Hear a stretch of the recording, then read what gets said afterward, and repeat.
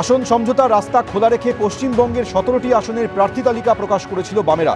এবার সেই আসনগুলি বাদ রেখে 8টি আসনের প্রার্থী তালিকা প্রকাশ করল কংগ্রেস। অর্থাৎ দুপক্ষই বুঝিয়ে দিল জোট করেই বাংলায় লড়তে চাইছে তারা।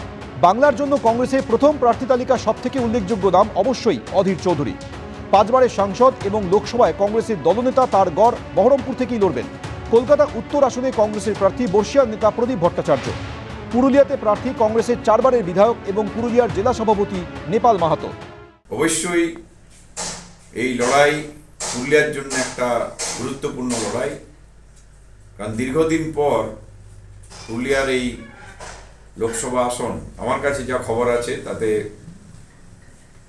সিপিআইএম সহ বাম দল যেগুলো আছে ফোড়া ব্লক বাদ দিয়ে, তাদের সমর্থন জাতীয় কংগ্রেসকে করবে, এই ধরনেরই একটা সমঝোতা হয়েছে বা হচ্ছে।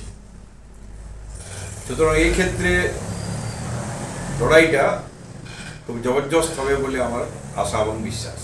এখানে তৃণমূল কংগ্রেস এবং বিজেপি উভয়ই যে সেটিং আছে সেটাও অনেকেই সেটা বুঝতে পেরেছে। মালদা দক্ষিণে কংগ্রেস প্রার্থী দুবারের বিধায়ক এবং বরকত গনি খান চৌধুরীর ভাইপো ঈশা খান চৌধুরী। রায়গঞ্জে প্রার্থী করা হয়েছে প্রাক্তন বিধায়ক এবং ফরওয়ার্ড ব্লক থেকে কংগ্রেসে যোগ দেওয়া তরুণ নেতা আলী ইমরান রামস ওরফে ভিক্টরকে। বীরভূমে কংগ্রেসের হয়ে লড়বেন জেলা সভাপতি মিল্টন রশিদ। অধীর চৌধুরী এবং কংগ্রেসের প্রতি আমি কৃতজ্ঞ।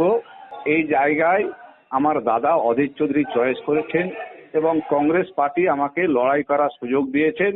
বামফ্রন্ট এবং কংগ্রেসের প্রার্থী যেখানে যেখানে দাঁড়াবে, বিজেপি এবং তৃণমূলের বিরুদ্ধে লড়াই করার বড় দায়িত্ব বামফ্রন্ট এবং কংগ্রেসের পক্ষ থেকে বীরভূম জেলার এই লোকসভা নির্বাচনে আমাকে দায়িত্ব দেওয়ার জন্য আমি অধীর চৌধুরী এবং সোনিয়া গান্ধী, রাহুল গান্ধীর কাছে প্রচন্ড কৃতজ্ঞ।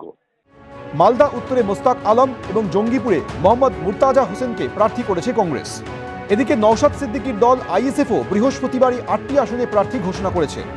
বাম এবং কংগ্রেস এখনও অবধি আসন সমঝোতার রাস্তা খোলা রেখে আলাদা আলাদা আসনে প্রার্থী দিলেও আইএসএফ এমন 2টি আসনে প্রার্থী দিয়েছে যেখানে বাম কিংবা কংগ্রেসের প্রার্থী রয়েছে। এর মধ্যে একটি হলো মালদা উত্তর, যেখানে কংগ্রেস প্রার্থী করেছে মোস্তাক আলমকে। দ্বিতীয় আসনটি হলো শ্রীরামপুর, যেখানে সিপিএমের প্রার্থী দীপশিতা ধর। বিজেন্দ্র সিংহ, দীপক ঘোষ, সন্দীপ সমাদ্দার, এবিপি আনন্দ।